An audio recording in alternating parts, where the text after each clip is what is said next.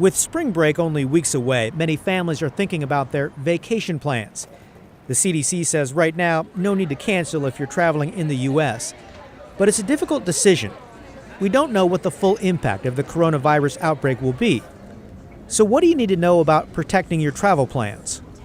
Let's break it down. First, your hotel, the most refundable part of your vacation. With hotels, the industry standard now is a 48-hour cancellation notice, but that can vary by hotel to hotel. Some will let you cancel or change your plans up to 24 hours before you arrive. Others require more time, maybe 72 hours or more. According to Marie Dodds of AAA Oregon and Idaho, if you decide to cancel your hotel reservation, most national chains will refund your money unless you paid up front for a discounted price. Your rental car also has flexible policies if you cancel early.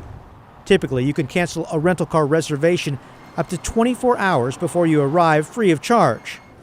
Then there's airfare. And here's where things get sticky because most passengers buy the cheapest tickets. If you bought a basic economy or economy ticket, they are not refundable. Many airlines do charge a change fee or a fee that you have to pay if you need to waive those. If you need to make those changes in any way. If you haven't booked a flight yet, check to see if the airline is relaxing policies. Many, including JetBlue, American, and Alaska Airlines, are offering to let you rebook your trip without change fees because of concerns about coronavirus. But remember, that only applies to new bookings, not if you already have a ticket. And there are restrictions in the fine print. Which brings us to travel insurance.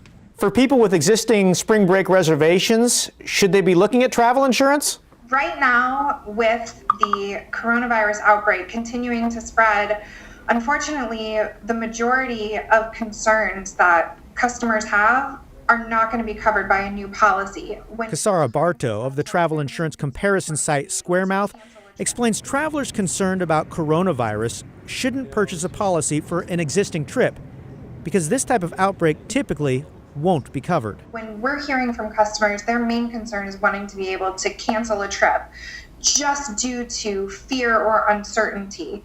And unfortunately, that's not something that's ever covered by a standard travel insurance policy. There is what's called a cancel for any reason policy, which means just that. It's expensive and must be purchased shortly after you begin booking.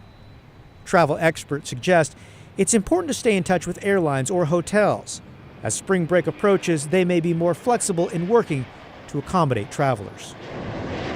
Hey, and one other protection, check your credit card. A lot of those credit cards do offer some type of additional benefit or protection for travel. Okay, well, what about the sites that my parents use are using this right now, like Vrbo, Airbnb, like the rental but sharing sites? Sure. So right now in the U.S., those short-term rentals, there's no refund.